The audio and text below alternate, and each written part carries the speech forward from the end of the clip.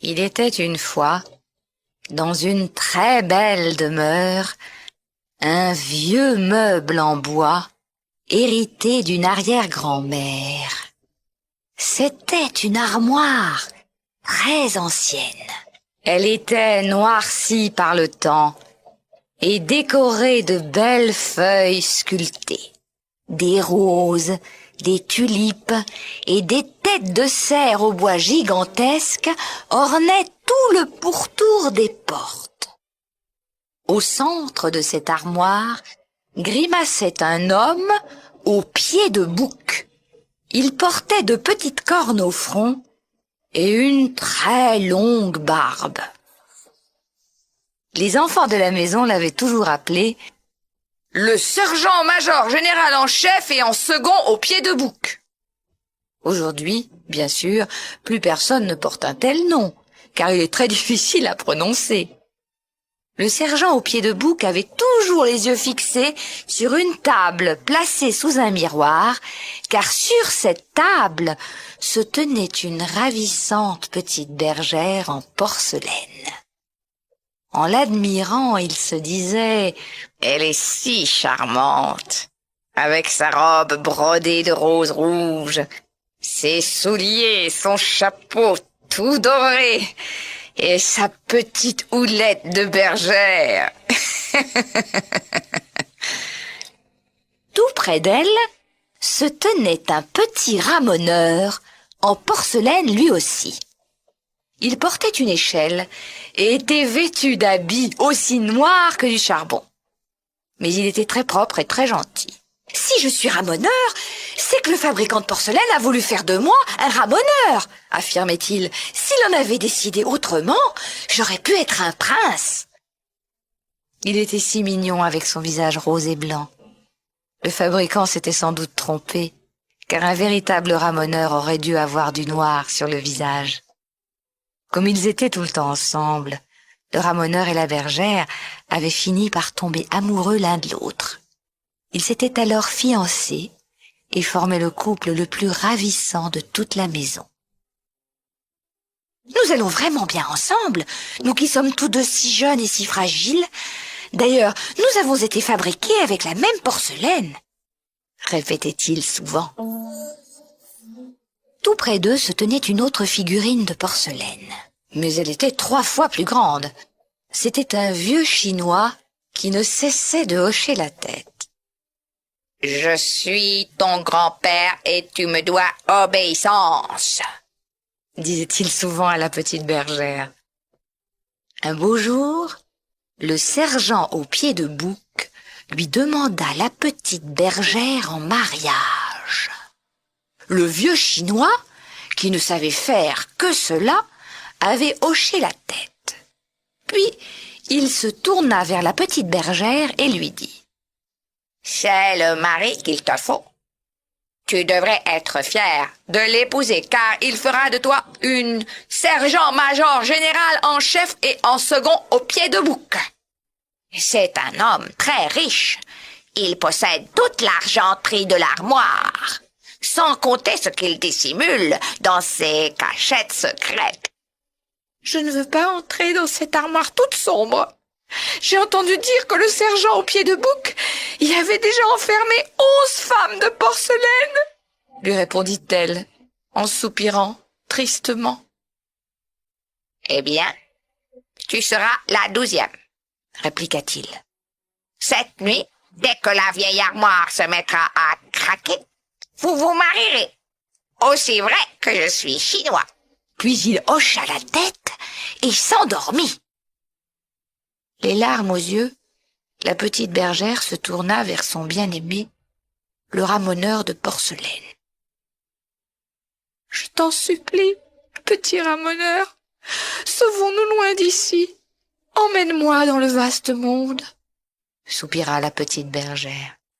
« Je ferai n'importe quoi pour que tu sois heureuse. Nous allons partir immédiatement.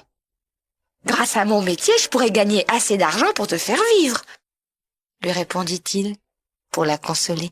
« Si seulement nous étions déjà en bas de cette table, je ne serais pas heureuse tant que nous ne serons pas dans le vaste monde. lui dit-elle. Alors le gentil petit ramoneur montra à la bergère comment descendre le long du pied de la table. Pour ne pas glisser, pose tes petits pieds sur les feuilles sculptées. Mon échelle va nous permettre d'atteindre le plancher. Ils réussirent bientôt à descendre jusqu'au sol. Mais soudain, ils entendirent la vieille armoire qui craquait. Ils levèrent les yeux. Tous les cerfs sculptés s'étaient mis à tendre la tête, à dresser leur bois et à allonger le cou. Le sergent au pied de bouc secoua alors la tête avec colère et cria au vieux Chinois. « Ils se sauvent! Rattrapez-les » Pris de panique, les deux jeunes gens sautèrent prestement dans un tiroir du bas de l'armoire. Dans ce tiroir se trouvaient 3 jeux de cartes incomplets et un petit théâtre de marionnettes qui avait été monté maladroitement. Des poupées y donnaient un spectacle pour les cartes. Toutes les dames de carreau, de cœur, de trèfle et de pique étaient assises au premier rang et s'éventaient avec des tulipes. Les valets se tenaient debout derrière elles. « Nous avons une tête en haut et une autre en bas, comme il convient quand on est une carte à jouer, » répétait-il. Le spectacle racontait l'histoire de 2 amoureux qui ne pouvaient pas se marier. La petite bergère se mit à pleurer. « Cela me rappelle trop notre propre histoire. Je ne peux pas le supporter. Sortons tout de suite de ce tiroir !» cria-t-elle à son bien-aimé. Dès qu'ils furent à nouveau sur le plancher, ils levèrent les yeux vers la table. Ils s'aperçurent alors que le vieux Chinois se balançait de tout son corps. « Voilà le vieux Chinois qui arrive !» s'écria la bergère, désespérée, en tombant sur ses jolis petits genoux de porcelaine. « J'ai une idée. Nous allons grimper sur cette grosse potiche à parfum qui est dans le coin. Nous pourrons ainsi nous coucher sur les roses et la lavande, et de là, nous jetterons du sel dans les yeux du vieux Chinois quand il s'approchera, » lui dit le petit ramoneur. « Non, cela ne servira à rien. Ne sais-tu pas que le vieux Chinois et la potiche ont été fiancés? Il reste toujours un peu de tendresse entre 2 personnes qui se sont aimées. Nous n'avons pas le choix. Nous devons nous sauver dans le vaste monde, » lui répondit-elle. « Veux-tu vraiment quitter tout cela? Sais-tu que le monde est immensément grand? Si nous partons, nous ne pourrons jamais plus revenir ici, » lui dit le gentil petit ramoneur. Mais la bergère avait pris sa décision.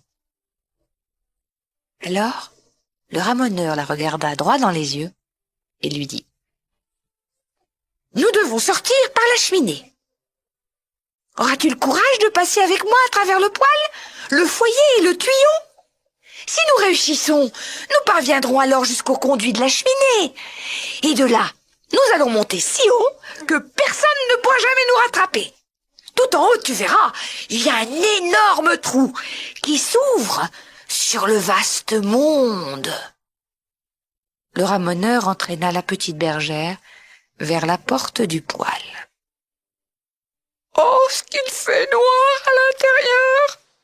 dit-elle. Mais elle le suivit, à travers le foyer et le tuyau, où il faisait nuit noire. « Nous voici enfin dans la cheminée. Regarde tout en haut, cette magnifique étoile !» dit le ramoneur à la petite bergère. En effet, au-dessus d'eux dans le ciel, une étoile qui scintillait de 1000 feux semblait leur montrer le chemin. Les 2 amoureux de porcelaine se mirent à nouveau à grimper et à ramper toujours plus haut. Le ramoneur aidait sa fiancée, la soulevant et la tenant par la main. Il lui montrait les endroits où elle devait poser ses délicats petits pieds. Bientôt, ils arrivèrent tout en haut de la cheminée. Ils s'assirent sur le bord, épuisés. Au-dessus d'eux brillaient 1000 étoiles dans le ciel. Au loin se dressaient tous les toits de la ville. Le vaste monde s'étendait dans toute son immensité et semblait se perdre dans l'infini. Jamais la pauvre petite bergère n'avait imaginé que le vaste monde fût aussi vaste. Elle posa alors sa tête sur l'épaule de son fiancé et se mit à sangloter si fort que l'or de sa ceinture fondit sous ses larmes. Le monde est trop grand. C'est plus que je ne peux en supporter. Si seulement je pouvais me retrouver sur la petite table, sous le miroir, je serais heureuse qu'une fois revenue là-bas, je t'ai suivi dans le vaste monde. Si tu m'aimes vraiment, tu dois me ramener chez nous, lui dit-elle. Le ramoneur tenta de la raisonner. « As-tu pensé au vieux Chinois? Si nous revenons, il t'obligera à épouser le sergent au pied de bouc, et tu seras encore plus malheureuse. » Mais la bergère pleurait de plus en plus fort et embrassait si amoureusement son petit ramoneur qu'il ne put lui résister. Alors, ils redescendirent par la cheminée. Puis ils traversèrent à nouveau le tuyau et le foyer. Arrivés au fond du poêle, ils se mirent derrière la porte pour écouter ce qui se passait dans le salon. « Tout semble calme, » dit le ramoneur. Ils passèrent la tête par la porte, et là, ils comprirent qu'un drame atroce s'était déroulé. Sur le plancher gisait le vieux Chinois. En voulant poursuivre les jeunes gens, il était tombé de la table et s'était brisé en 3 morceaux. Il n'avait plus de dos et sa tête avait roulé dans un coin. Le sergent au pied de bouc se tenait toujours à la même place et réfléchissait. La petite bergère éclata en sanglots. « Mon Dieu, c'est affreux. Mon grand-père est cassé et c'est notre faute. Oh, jamais je ne me le pardonnerai, » dit-elle en se tordant les mains de désespoir. « Ne t'inquiète pas. Avec un peu de colle dans le dos et une tige de fer derrière le cou, il redeviendra comme neuf et il pourra nous faire des remontrances pendant encore longtemps, » lui répondit le ramoneur. Alors, tous deux grimpèrent sur la table et retrouvèrent leur ancienne place. « Nous voilà bien avancés, » dit le ramoneur. « Nous aurions pu nous épargner toute cette peine. » Le plus important, c'est qu'on puisse recoller grand-père. Mais comment allons-nous faire? Heureusement, dès le lendemain, les enfants de la maison s'aperçurent que le Chinois en porcelaine était cassé. Et ils le recollèrent. Il était comme neuf, mais il ne pouvait plus hocher la tête. « Vous voilà devenu bien hautain depuis que vous avez été cassé. Vais-je, oui ou non, épouser la bergère ?» lui demanda le sergent au pied de bouc. Les 2 amoureux de porcelaine jetèrent un regard suppliant au Chinois. Ils avaient si peur qu'ils disent oui. Mais heureusement, ils ne pouvaient plus hocher la tête. Et comme il ne voulait avouer à personne qu'il ne lui était plus possible désormais de bouger la tête, il ne dit rien. Et c'est ainsi que la petite bergère et le ramoneur purent rester ensemble dans la grande maison, sur la petite table, sous le miroir. Et pendant des années, loin du vaste monde, ils s'aimèrent tendrement, jusqu'au jour où eux aussi furent brisés en 1000 morceaux.